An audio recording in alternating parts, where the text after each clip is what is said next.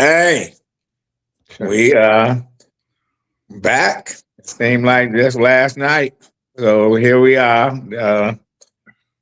Detroit in black and white, our Saturday morning edition. Our favorite person won't be here today. Vanessa Moss, Attorney Vanessa Moss. Jim, how you doing? Good morning. Good morning, Karen C. Good to see you. And, we had a good show last night. I enjoyed having Tracy on the show. So the message to everybody is, you want to come on the show, we want to see your smiling face. So look for what do they call that thing? The code? What do they call that? Yeah, I know you're. Hey, we're the code in the left corner of your. Is this a cognitive test? Yeah, and I'm failing it this morning.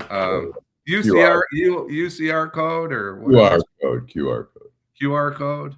Yeah. Okay. Morning, Timothy. Cashmere. I was worried about Cashmere. I hope is it a different year out there in San Diego? It's almost the new year. Or you're behind us, right? California's behind us 3-4 hours. Oh yeah, 3 hours.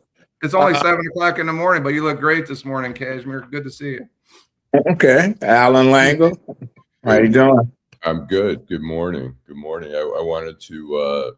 There's a story on the Health Day News that came out just today. It says next time you're primed to hold back a torrent of 4-letter frustration, just let her rip.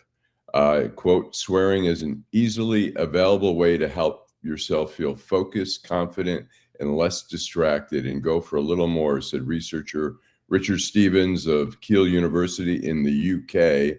In a study just published in the journal American Psychologist, he and his team reported that swearing helps people overcome inhibitions and pushes themselves harder on strength and endurance tests. Jim, when did you first start swearing?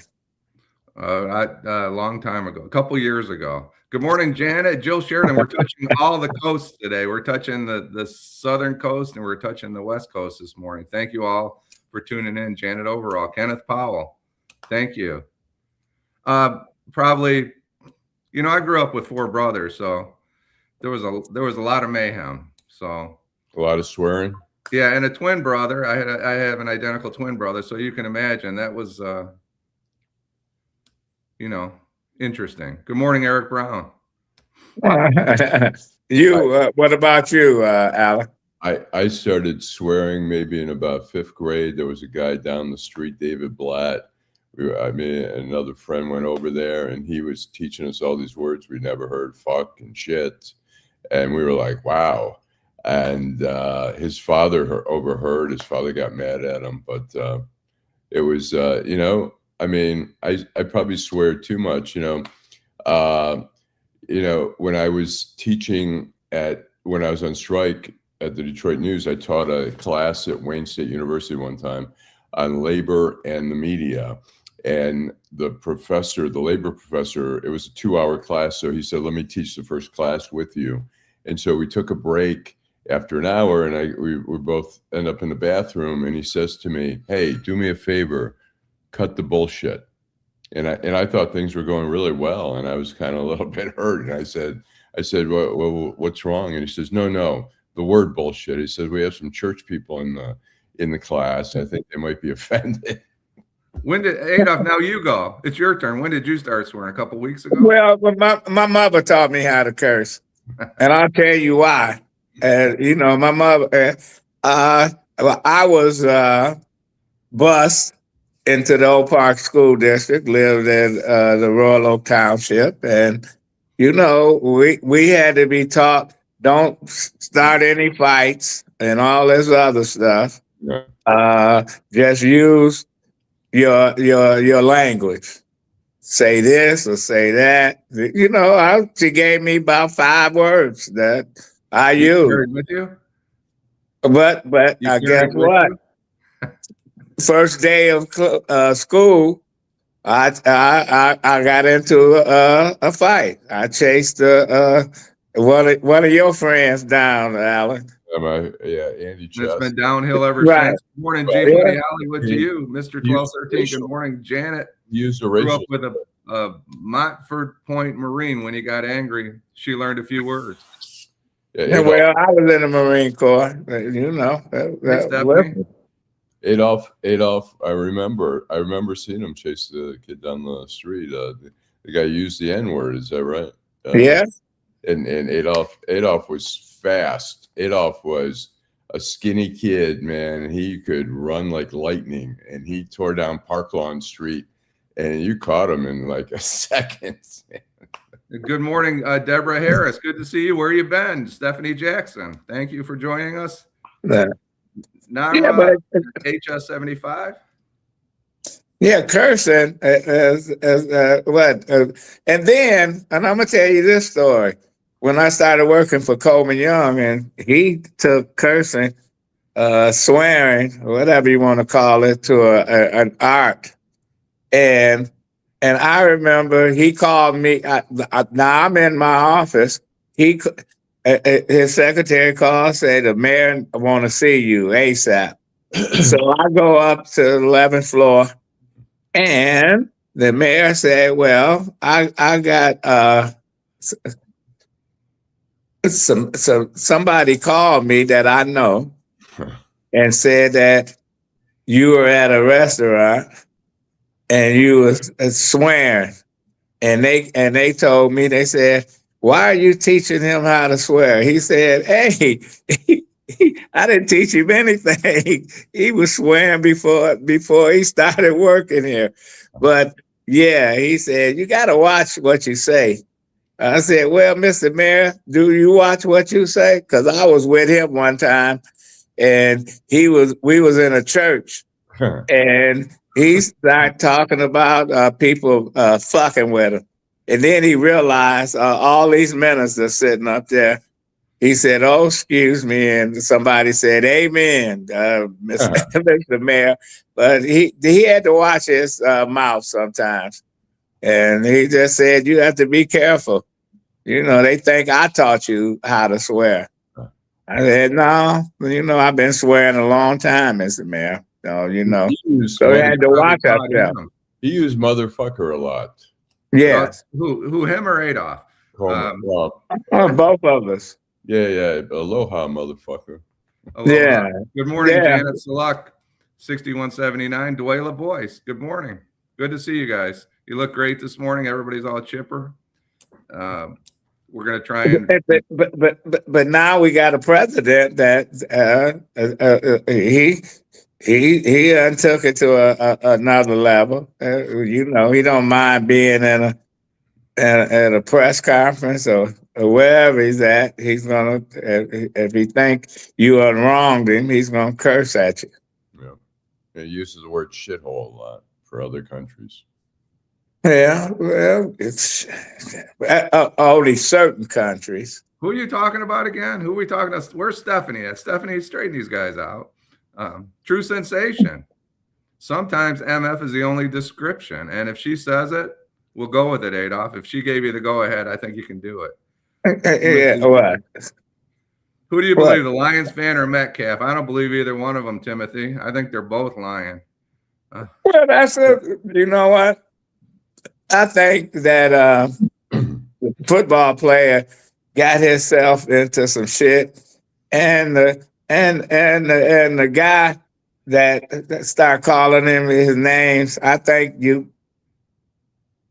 this has been going on for years, I guess. Yeah, I think it's a sign of it, immaturity. Look, you're a professional athlete. You've got you're in a different stadium. You're in a sort of a hostile environment, and the Pittsburgh Steelers are in first place, and you have now gotten suspended, and you're one of the key players on the team. You've gotten suspended for 2 games.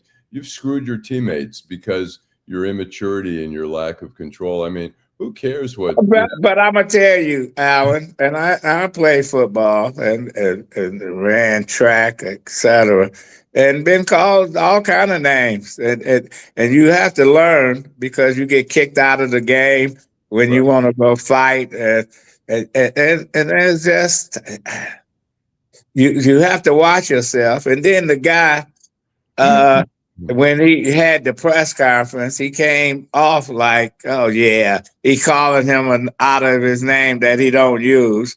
It's like, okay, you I know think how we'll to find get out. his goat. Yeah, fans are always trying to, Eric's saying immaturity on the part of the fan. Like, yeah, so what? The fan's not making millions of dollars. Nobody gives a shit if the fan gets kicked out or whatever.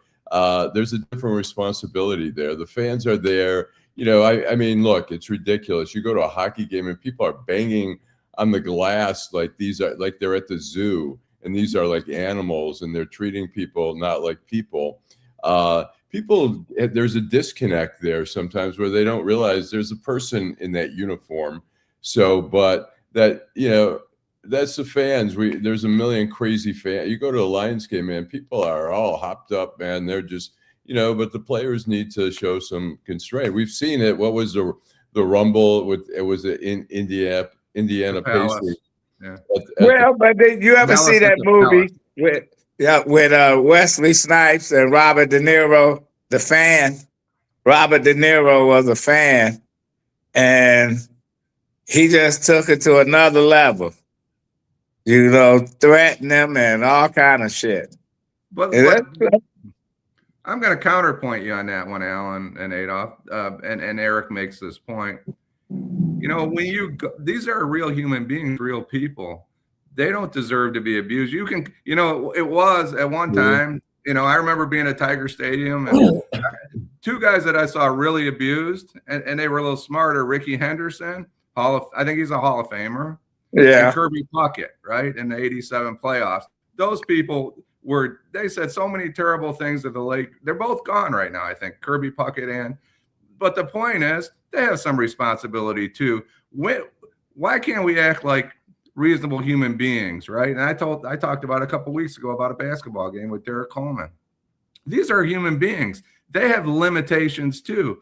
You can only be abused so much until you stand up. In the case of Derek Coleman, here's this 5'8" guy, 175 pounds, messing with Derek Coleman. I would not have been upset if Derek Coleman slapped that guy silly. There comes a point, who has the most to lose? This guy's going to get $50,000. We know that. This is going to cost Metcalf $555 plus the lawsuit. But we're going to find out what exactly happened. We're going to find out who's lying, because I'm going to tell you, somebody has that recorded. That you've already seen a couple recordings. I don't know what he said. I don't know what the fan said, but he's been bothering Metcalf for years and years when he was with Seattle. The Lions have some responsibility too. This guy is a troublemaker, right? Somebody should have removed this guy. I'm not defending what Metcalf did. He should have never done it. It's cost him. He's the one that's paying the big price. He didn't have to go over there, first of all. I agree. Look, right. You know what? It's been going on forever, and I agree. Look, these people, there are people in those uniforms that deserve respect. But we've seen, Hank Greenberg in the 30s and 40s at home again at Tiger Stadium, where people were yelling anti-Semitic, calling him a kike and a sheenie and whatever other stuff. And then Jackie Robinson came into the league, and actually Hank Greenberg told him, "Hey, look, you're going to get shit. People are going to scream stuff at you." And he really tried to comfort. But Jackie Robinson knew that if Jackie Robinson was a hothead, and he knew that if he lost it, where the people calling him all kind of names, etc., that it wasn't going to get any more African American players in the major leagues. And Jackie Robinson was the right person at the right time, because he decided to not fight back, and he said it was the hardest thing to do when they calling him all kind, making animal sounds, calling him all kind of names. And he was a brave man, though. Jackie Robinson was a brave man. He was courageous, and people. And that was the home team people. Sometimes, like I say, they'd be playing in their own stadiums, and there'd be like all these racist anti-Semites, whatever, screaming stuff. It was just a outrageous, that people did that. But people don't treat like I said, you go to a Red Wing game and they're pounding on the glass like they're the zoo animals, when you go, you want to get a reaction from the gorilla at or the tiger at the zoo. Yeah, I went to a Lions game in Chicago at Soldier Field, and I had to leave. Me and my wife had to leave at halftime because these folks was out of their fucking mind. All the shit they was saying, and people say, oh, they was getting drunk and all this. There's no call for. I said, we got to leave. I said, got to leave. Otherwise, I would be getting into it with some of these folks, and it's not worth getting in a fight. Right. How about Miss Sheila? We appreciate how the hosts express themselves, and we appreciate how you express yourself, Miss Sheila. Buckle up today, because I think it might be an interesting ride. What can a 66-year-old bring to the U of M but a grandfather figure? G-Money Hollywood, the father figures are in their 30s and 40s in today's games. He will be measured by Ohio State University only. He must be OSU. Well, I got a little exception, G-Money. I appreciate your comments, but what do you want him to do? Start a podcast? I'm just kidding. He's just...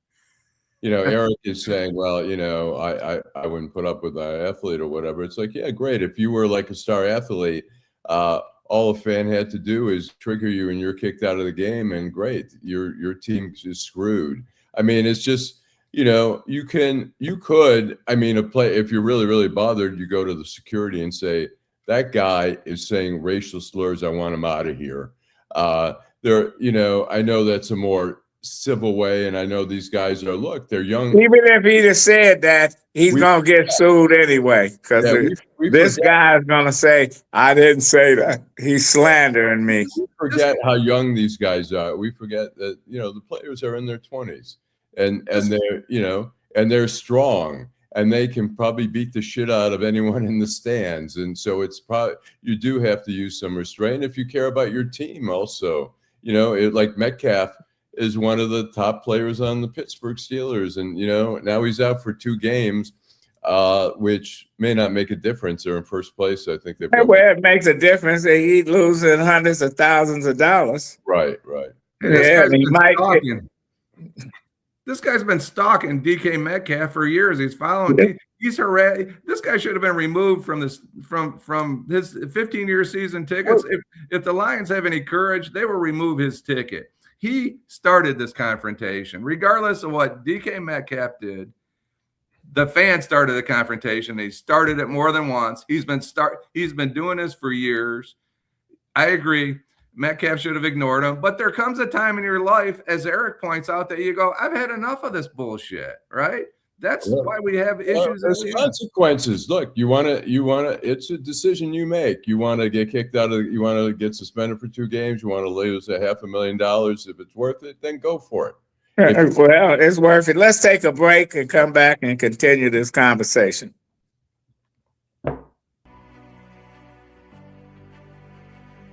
Hi, I'm Eric Sabri, your Wayne County Treasurer.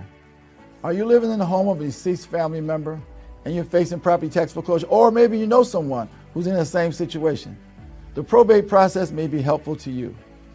If you file a probate petition and notify our office, the foreclosure proceedings will be halted during the probate process. We have several nonprofit partners who have free attorneys who can assist you. Contact our office, 313-224-5990, or email us at taxinfo@waynecounty.com. Don't lose your family property. Some of these properties have been in the family for 4 or 5 generations. Contact us now. We're here to help.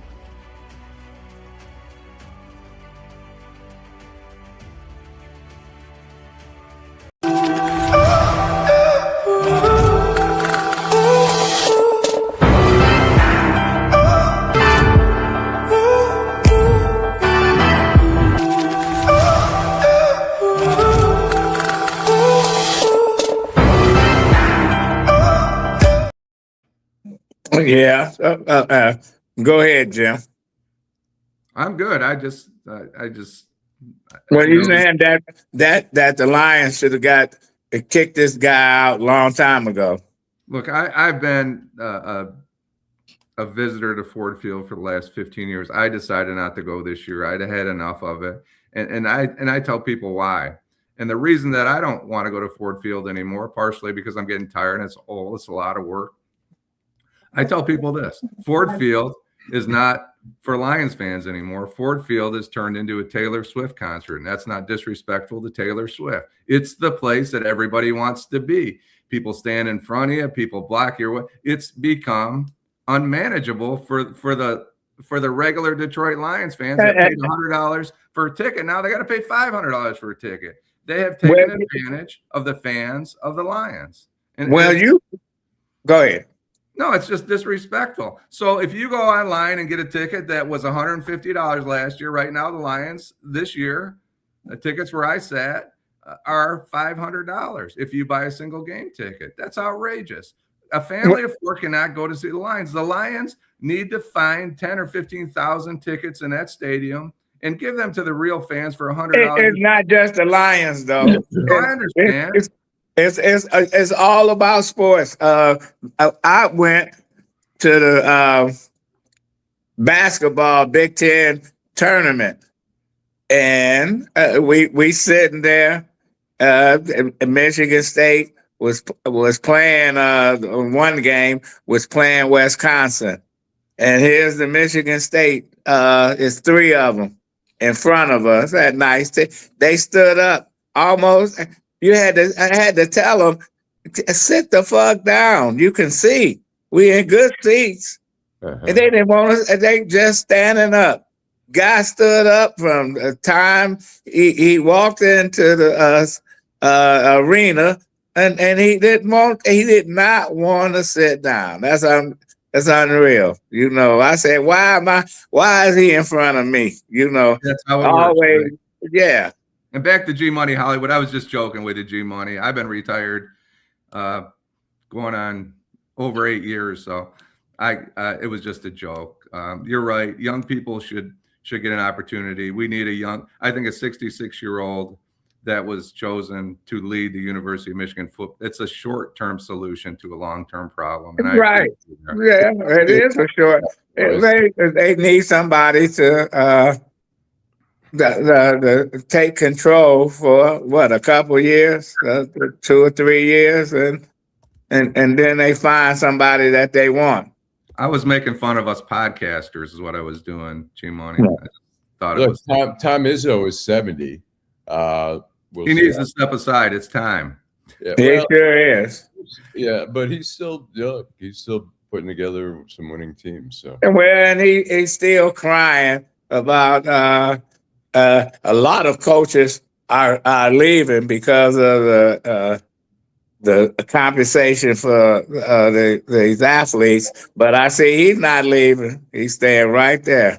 Yeah. He's not going. Everybody, right? We all have our time. There's a time, and you know, I agree that 65, 70-year-old guys, you know, whether it's Nick Saban or whoever it may be, there's a time, and even Nick Saban realized his time had passed.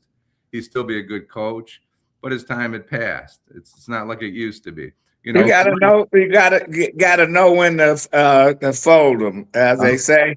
You gotta just walk away from the shit. Yeah, I saw it in federal court, covering federal court. We had judges, they took senior status, but some were still as senior status, they were still working full time. They were in their 90s.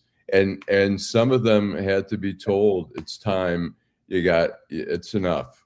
Well, they had that judge in Iowa. I think he was appointed to the bench by John Kennedy, and he was 102 or some shit. Yeah, you know. Well, what about doctors? You know, my doctor said he was never going to retire. He was in his early 70s, and I was like, "That's good for me." And then I made an appointment, and they said, "You need a new doctor because he's gone."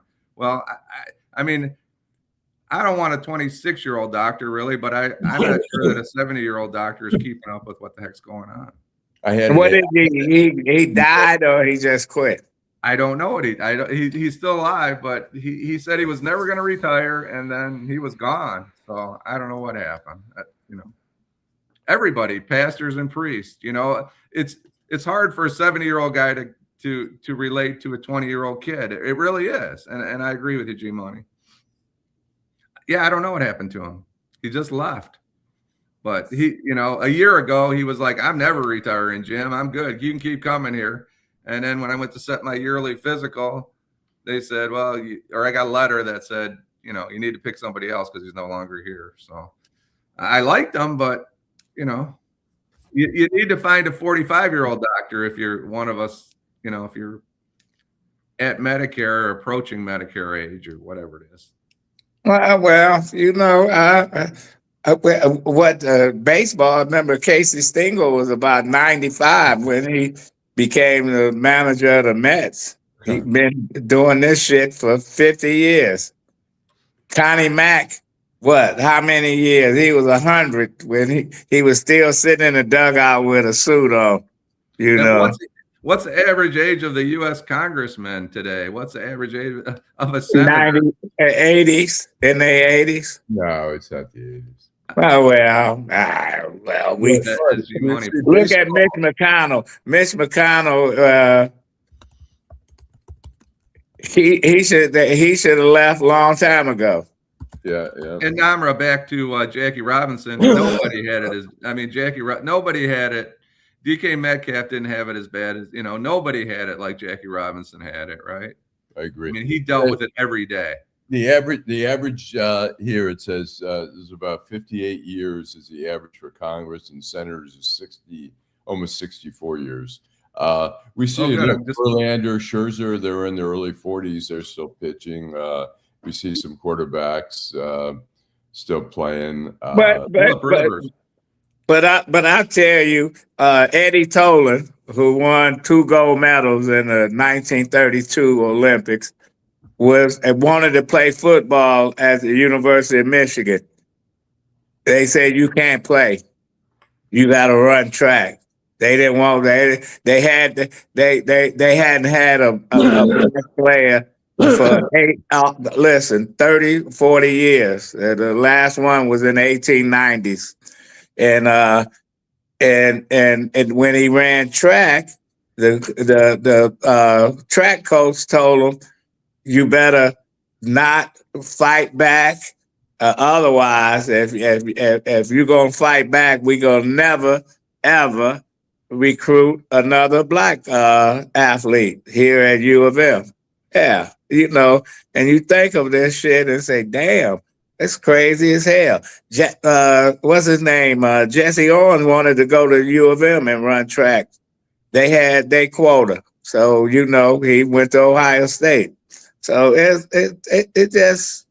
How about our native Detroiter, Willie Horton, who, we think it was 100 years ago, but, we all grew up with Willie Horton. He faced a lot of discrimination, a lot of racial animus. He really did. Especially when they was down in Florida for the spring training and stuff. He had the personality. He could be mean. I'm sure. That's a guy I would not want to tick off. Would be Willie Horton, even today, right? Well, he's a guy, Willie Horton. So we looking at the Lions and looking at what happened to them and I'm gonna go to Allan because Allan, he loved those Lions, and they're winning. What the fuck happened to the Lions? You know what? A lot of it had to do with their front line. They didn't, their offensive line. You can't, my friend Marty Greenberg always says you can't win without a good line, both defensive and offensive. But they're not opening up they lost their center. They've had the other people injured and stuff like that. They just you don't have a good front line. You can't open up for the runners. You can't open up holes for the runners. You can't protect your quarterback. Your quarterback has to rush the pass quicker than he wants to. And Goff is a great quarterback only if he has protection. If he's not a great scrambler. And then the defensive line, been for the most part kind of on the weak side. And when you're rushing, the passer, you're doing the defense. They need to get another coach. I'm sorry. It's coaching. Absolutely coaching. Jared Goff is a first ballot Hall of Famer. Mark my words. Anybody that's paying attention out there. Yeah, Jared Goff is a first ballot Hall of Famer.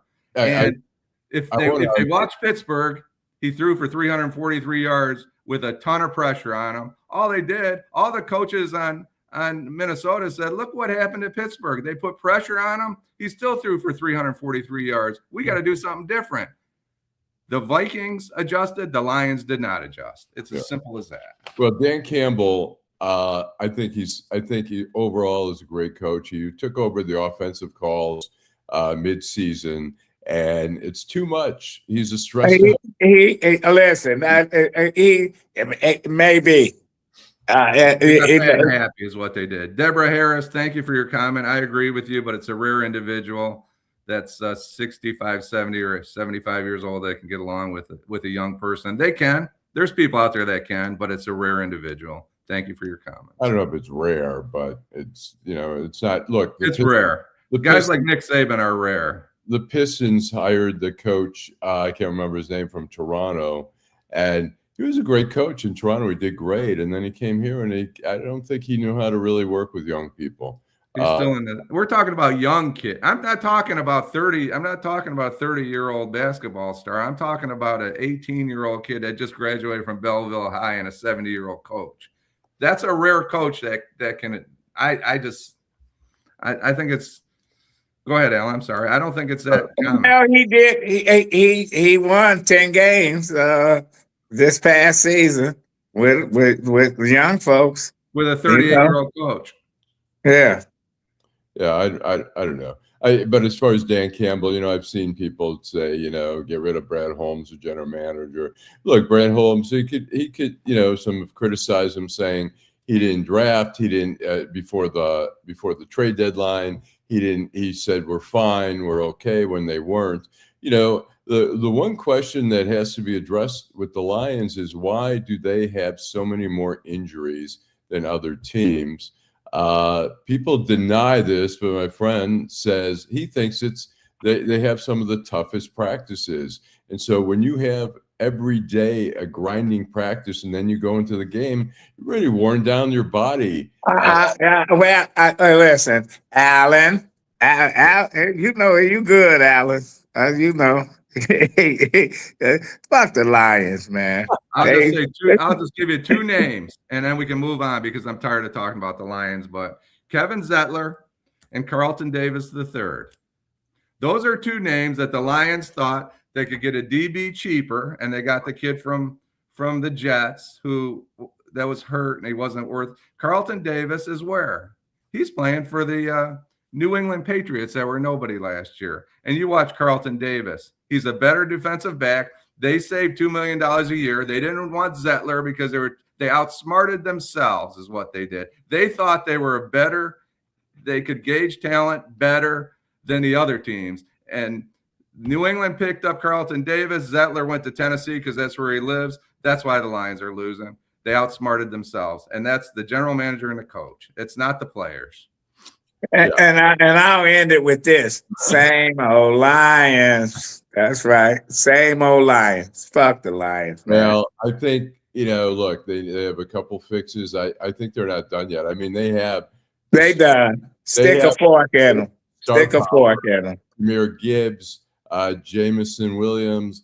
Listen, they gone. Why isn't anybody blaming Gibbs and Montgomery from getting 19 yards on the ground? Why are they all blaming Jared Goff? Why are they blaming? Why are they blaming the running backs? You know why they're not blaming the running backs? Because they recognize that they couldn't block for him. The same thing that happened with Jared Goff. So right. All of them. It's the front line. Gibbs is not a bad running back. Minnesota beat them so bad. You thought Minnesota was going to the Super Bowl. Yeah, Minnesota's a better team than the Lions right now. Yeah, they are. The Lions are one of the worst teams now. They've gone from earlier in the season where they could beat anyone to a point where they can lose to anyone. Well, let's move on. Let's move on from the Lions. I just can't take it anymore. And here we are talking about the same old Lions and shit. Hey, look, they've had some great teams in the last year they were 15-2. I mean, They didn't go anywhere. There's I- always last year. That's what the Cubs always say. There's always Right. last year. Yeah, no question about it. Lions. Well, as we as coming to a close of this new year and stuff, Detroit, next 6-7 months, we got a new mayor and a couple of new people on the city council and stuff. So what's going to happen? Is this mayor gonna? I've been reading where people saying, "Oh, we hope Mary Sheffield do what Duggan did." I hope not. Thank you, Mr. 1213. I think you're absolutely right on. Well, I think that, it's interesting. We'll see, a lot of times we see people, you get in new people and they want to emulate who they succeeded. And so we'll see if Mary brings her own style or if she just tries to continue the Duggan administration stuff. I mean, look, she's going to come in a little green there. We'll see, there's a lot of pressure. Obviously she's young. She, it's a whole, it's like being a corporation CEO when you become mayor. I mean, there's a lot of balls to juggle. There's a lot going on. We'll see how she does, but Well, and you know what? I'm tired of hearing Duggan saying what he undone. A lot of this shit, it was put in place, and some of it he didn't do. It was just so, and everybody saying, "Oh, we're gonna miss him and shit." I'm not gonna miss him because I know him. He's full of shit. Well, we'll see. We'll see. I mean, look, Duggan is running for governor. It's not like he's done as a politician. Of course, he's going to sort of pass. Well, you predicted he's gonna win, right? I think he has a shot at it. I don't know if he's going to win, but I think I don't think you can rule him out. I think he's a very savvy politician. As is Jocelyn Benson. I don't know about John James being that savvy. And, John James is sort of hooking a star onto Trump, who, next year, Trump's popularity may not be someone you really want to hook your star to. Well, let me ask you this, Jim. Downriver, what do they think of Duggan? That's a great question. I don't even know where to start with Duggan. I just, does he have a shot? He's got a shot. Is he kind of as Ross Perot used to always say, I worked for a company called EDS. He used to say, is it whatever's in the clamshell, an oyster? He said, I'm the sand rubbing up against the oyster. And I think that's who Mike Duggan is.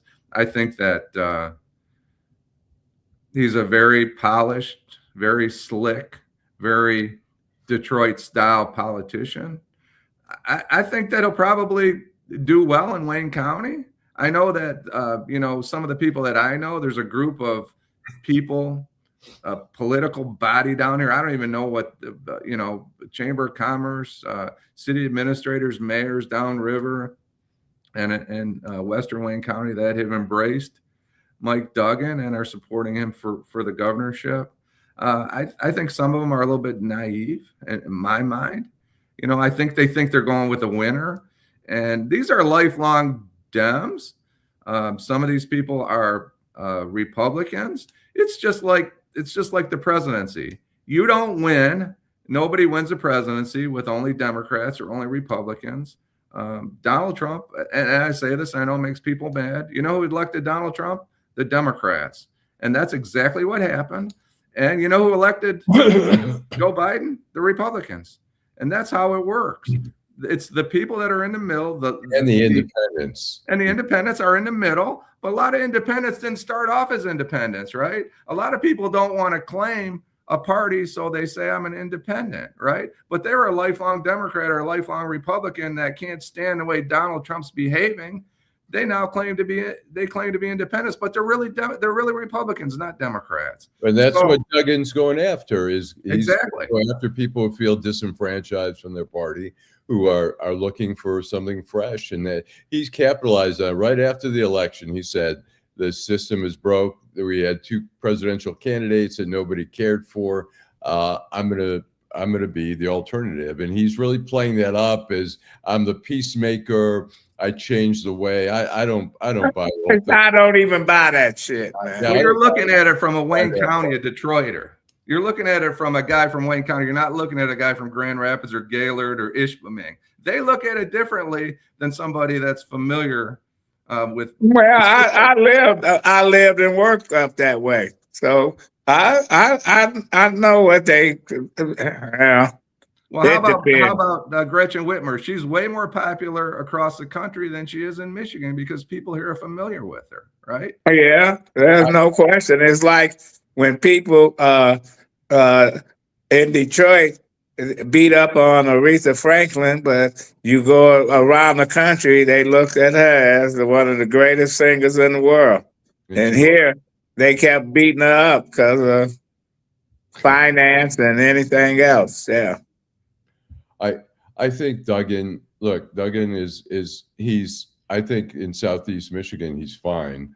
I mean, what the challenge is in Grand Rapids, up in Traverse City, up in Marquette, and all around where, but he's, look, he says he's changed the narrative and all that on the political stuff. Basically, he learned he learned to be a big mayor and threaten the council. Like, if you don't go along with me, I'm going to get someone to run against you. So don't fuck with me. And that he just pulled out the big city stuff. It wasn't like he changed the dynamics of like, oh, we're the kumbaya, we're all together, we're not fighting. We've I think he just learned how to be a big city mayor, and that was effective. I think he ain't winning Traverse City, and Jocelyn Benson is not winning the Traverse City. I mean, the area outside Traverse City. Jocelyn Benson and Mayor Pete will carry Traverse City, and the Republicans will carry everything outside of Traverse City. He's got nowhere to go when it comes to a place like Traverse City. He's not getting any votes in Traverse City. He'll get 3 votes in Traverse City. No, you're wrong. You're wrong. Traverse City's. I think your Grand Rapids, Traverse City are becoming. Traverse City is so liberal. I don't know if you've been to Traverse City. Mayor Pete moved there because that fits his lifestyle, right? Traverse City is as liberal as you get, and outside Traverse City, they're voting for Republicans. So he's got nowhere to go. He's boxed out of Traverse City. You know what? There's more and more people retiring. Look, you know what? It's like Northern Virginia. Northern Virginia used to be totally red. Now it's a blue. It's a blue state because of Northern Virginia. Because everybody works for the government there. Well, no, they've always worked for the government there. But it wasn't as big as it was now. Now Virginia just elected a Democratic governor. That's because that's the biggest area. There's 3, 4, 5, 6 million people in Northern Virginia, right? And the rest of Virginia has nobody except for Tidewater and Richmond. Well, Richmond and Norfolk. Yeah, Tidewater. Norfolk is Norfolk, Virginia Beach area. Portsmouth, Virginia. Yeah. But I like I said, I wouldn't rule. I mean, Duggan's got the time. He's got the money. He's got some of the big. Who's going to vote for him in Traverse City? Nobody. Who's going to vote for him in Traverse City? Nobody. In the city itself or outside Traverse? Because in the city that Mayor. Plenty people in the city. I have friends in Traverse City. Well, you know what? You never know what's gonna happen, but I'm saying this, that Duggan is not gonna win. I might be wrong, but my gut feeling is Duggan is wasting his fucking time. He's gonna spend a lot of fucking money, and people out of state is not buying his I changed the narrative. He ain't changed shit. Will the Republicans in Charlevoix and Petoskey, the real rich ones, will they vote for Duggan? I mean, no. Yes. No. Yes. You've got Penske, you've got Pete Carmanos, you've got Dan Gilbert. They're backing him. Yeah, because he took care of him. You But- know, he took care of him. That's why they backing him. Do you think Well, Mayor and- Pete's going to back him? I'm sorry, who? Do you think Mayor Pete Buttigieg is going to back him up in Traverse City? No, Look, he's going to go. Buttigieg wants to be president, so he's not going to disenfranchise the Democratic Party. The Democratic Party is really upset about Duggan. You just said a mouthful. They're doing everything they can to try to sabotage his thing, and so Buttigieg and anybody else, and that's why Gretchen Whitmer is probably not going to endorse Duggan, because she has presidential or vice presidential aspirations. They're not going to go against the party. yeah, well. Hey, man, Riles, you look great out there today. Thank you for tuning in for the first time live. We appreciate having you on. Anytime you want to hit that QR code and join us, please do. Tamari Kemet, where have you been, Tamari? We haven't seen you this morning. Duggan couldn't get his land value tax scheme passed in Lansing, failing 3 times in the Lansing legislature. Michigan's a little more sophisticated than Minnesota that made and California that made the actor, couple of actors. Arnold Schwarzenegger is the governor. And Minnesota made a wrestler. Ventura. We're not Minnesota. Michigan is not Minnesota. Tamari Kemet says Duggan will fail miserably. And I think if you look at it from a Wayne County, from a Detroit, from a Trenton standpoint, you think Duggan's got a great chance. If you look at it from, I don't know, wherever, Hillsdale or Adrian, or I just think people look at it and go, nah, we don't need the big city politics out here. We're good. That's what I think will happen. And so but I don't know. We'll see. You might be right, Allan. Macomb County. It's going to be. It used to be. Oh man, Duggan is who Duggan is. He's a Republican and Democratic clothing. Now he's an independent. He's an independent now, so to speak. But he's really a Republican. Well, he's trying. He's trying to thread a fine whatever. Can't do it. So will he win Detroit? Allan, do you think he'll win Detroit? First of all, he's being careful. No, criticizing. no. He's trying. And did you say, can he win Detroit? Yeah, will he win Detroit? No. I think there's a very good chance he can win Detroit. I'm telling you, Lengel. I'm telling you, these people are not gonna. They're not gonna vote aye for independence. Some of them will, but the majority of the folks, unless he pay everybody to the absentee, where they gonna steal some votes. But no. If he doesn't win Detroit, where's he going to win? Adolph? I think he'll What win. does your poll say, Allan? What does your poll say? I can't remember what the polls are, but I think it was pretty evenly split with him and Jocelyn Benson.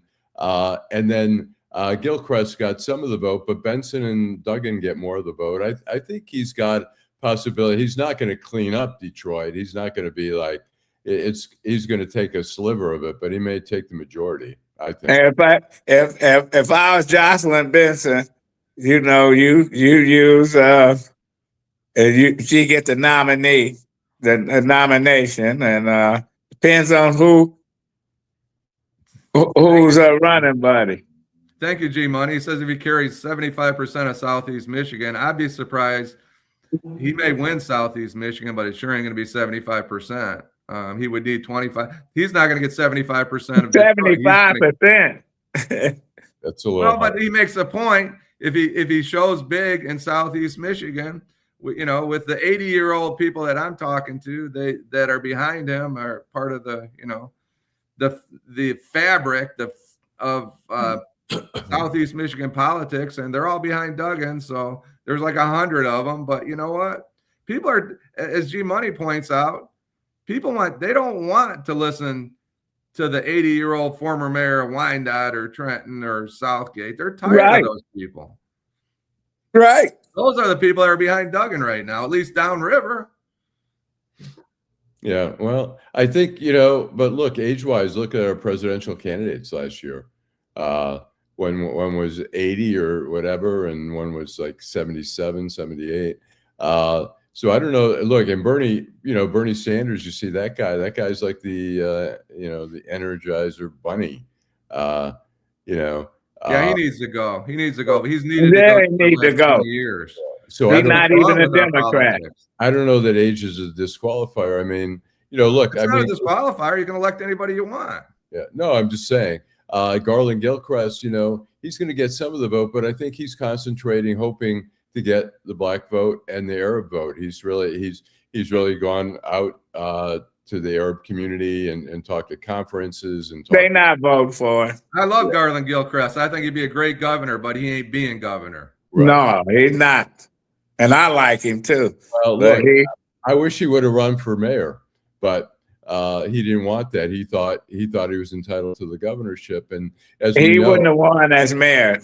As we know, lieutenant governors in Michigan, I think, is it only Milliken, the only lieutenant governor who actually became governor, or maybe there's somebody else? But and he became governor because George Romney resigned and went to D.C. To work for Nixon. So to Mary Kemet, Duggan is the Bernie Madoff of Detroit, looting homeowners $600 million and 100,000 illegally foreclosed home. He's a crook. Thank you to Mary Kemet. What do you think about that, Adolph? Allan, what do you think about that? Well, listen, she's not far from what he's been doing. Shit. And the media buys all this shit, And they gave him a pass when he gave his woman, now his wife, 400, 500 grand, and it was a one-day fucking story. Yeah, I'm just telling you. Wait, there were a lot of Free Press did a lot of stories on it. It didn't do shit. What happened? What happened? Look. You can do a million stories. I mean, Kwame went to jail for cheating on his wife. He didn't. He just divorced her. Well, yeah, I think the difference. I think Duggan didn't get involved in this big messy case and perjure himself.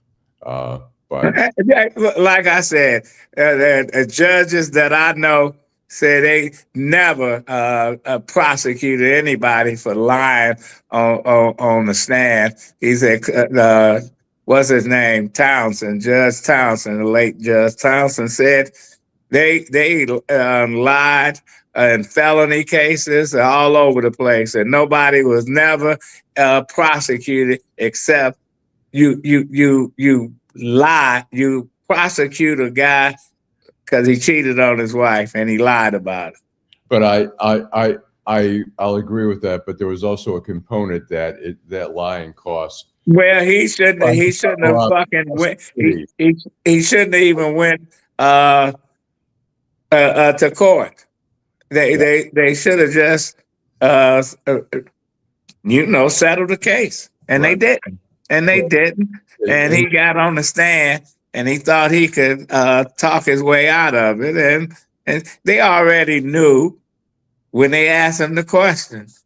Thank you, Kenneth Powell. We're glad to have you on today. We appreciate your comments. G-Money and Eric are discussing, and G-Money thinks that Duggan will win Detroit, and Eric's saying that the voters are misinformed. I don't think Duggan's not going to win Detroit. He's not going to win Detroit. But how do you is Detroit any different than Trenton or Sterling Heights when it comes to voters being misinformed about who to vote for? I mean, I wouldn't say Detroit is any more misinformed than anywhere else in this country. Right. I don't really get that, but I get his point. If Duggan wins Detroit and a huge portion of Southeast Michigan, he's got a shot. I just think when the UAW sends out their stuff and UAW, and listen, the UAW couldn't even help Kenlock. UAW is full. UAW is dead. Whether it's the Teamsters, the UAW, are the teachers union going to support Duggan? Nope. Look, the bottom line is that Duggan got elected 3 times and could have easily got with 45,000 votes, Allan. 45,000 votes. He's going to need a couple more. You know what? How many? What are the percentage of people voted for him? We're talking about Detroit. I'm talking about. Detroit. I'm talking about Detroit. Yeah, I think Yeah, he's listen, a popular figure in Detroit. Duggan is full of it. I ain't lying. You know, 45,000 votes, Allan. 45,000 write-in votes, Jim, basically. Jim, I'm just saying, in the city of Detroit, he's got overwhelmingly elected. The first time, yeah, because nobody. Hey, listen, everybody get overwhelmingly elected. Once you get in, you in forever. but I think the Detroit voters, I still have some affection for him. I think they'll. No, I don't. They vote who they have a voice. I mean, I think you're right, Allan. I get your point. They can only vote for who their options are, and when they have nothing but if they have, like in the last presidential election, there wasn't a good option. I mean, we went from a guy that didn't know his own name to a person that was hand selected by the Democratic Party to be the Queen of the United States without a single vote.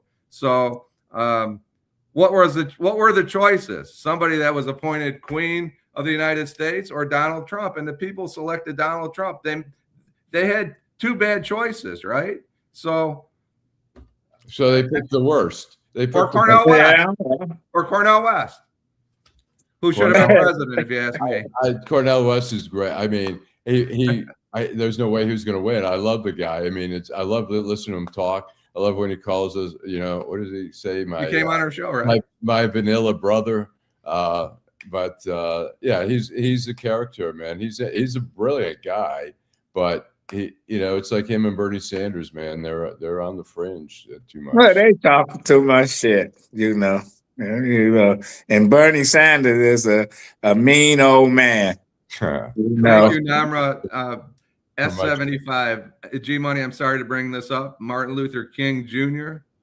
didn't show. I added the junior there. Didn't show any ugliness. Let's change the game. Life is about changes. And you're absolutely right. It doesn't have to be the way it is. It's what we put up with. It's who we promote to be president of the United States or mayor of Detroit or mayor of Saginaw or Trenton or anywhere else.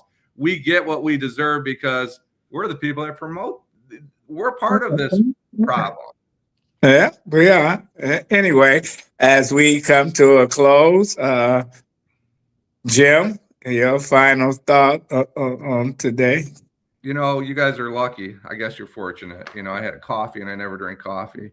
I had an outrage that I'm going to save for another time, but it has to do with basically has to do with what happened in Fowlerville, what happened at Kentucky State University. And I saw that. Yeah. And what happened in Australia. And I just want to say this. I'm proud and I'm happy to be an American citizen, regardless of the propaganda spreading, whether it's Fox News or CNN or the Detroit News or Free Press or the Washington Times or the Washington Post or the New York Post. Wherever we go, people need to appreciate what we have because this is the best country in the world. And we're fortunate to live here. And we need to recognize that and protect what we have. Okay. I'll piggyback on that by saying I agree with you. It's the best country, but one of the reasons it's the best country, at least in the past, is that you've been able to criticize and speak out when you see an injustice, and we can't stop. It doesn't mean we don't think it's a great country, but a lot of people have standards for what justice is and stuff like that. And when they see injustices, they speak out about it. It doesn't make it a bad country, but we have to be aware of bad things that happen, and we should be. I'm a close on that. My parents say if you don't have anything good to say, don't say nothing at all. So I'll leave it alone. We'll be back next week. Do we come back next week? It's New Year's Eve. No, we gonna come back after the New Year. No, we have friends out here. We have friends out here that. Are you gonna be the gym show? Let's ask the friends out there if they want us to come. What do you got? You going out to the ballroom dancing on New Year's Eve? What are you guys doing? I'm sorry, if this is the best you can do on New Year's Eve, then you're in trouble. Well, then I'm in trouble. But we have friends out here that if they come on Facebook or YouTube and say I want to be on it. We should have a show. I'm going to come on. I'm going to push the UCR code. Then we'll do a show. We'll give them until the morning of December 31. All right. Yeah. I'll come on by Okay. myself and visit with our friends if you guys don't want to do it. Right. Well, I'm gonna be partying. No, Yeah, you are. no, I ain't. I'll be at the game. Oh, you'll be gone. Yeah. Well, But okay. that still don't stop. Don't stop. You know? Let's see everybody in the new year then. Are you going to the bowl game? Yeah. Uh-huh. Oh, good for you, man. Thank you, Kashmir. I think it was a good way to start the year too. Nothing's more important than all our colleagues out there that we communicate with every day. Okay. Well, if y'all want to come, come on New Year's Eve, we can do it. Allan's going to a ballroom it's only party. an You're hour. going to a football game, and I'm sure Vanessa will be. Vanessa, you know, she dresses like she belongs at the Grammys sometimes, and I'll be here like this in my cold sweater. So I guess we'll wait till the new year. Thank you, Kenneth. No, we don't. We gonna be on. Duela, we never even talked to Duela tonight. Or this morning. Good morning, Duela. It's good to see you. Thank you for being part of this show. Yeah, well. Anyway, we'll be well. Adolph has plans at the Titty Bar. Do you have plans at the Titty Bar, Adolph? I mean, at the adult entertainment. Is that what you're doing? Yes, I do. A Golden Nug, Gold Star Bar, whatever it is. Stephanie,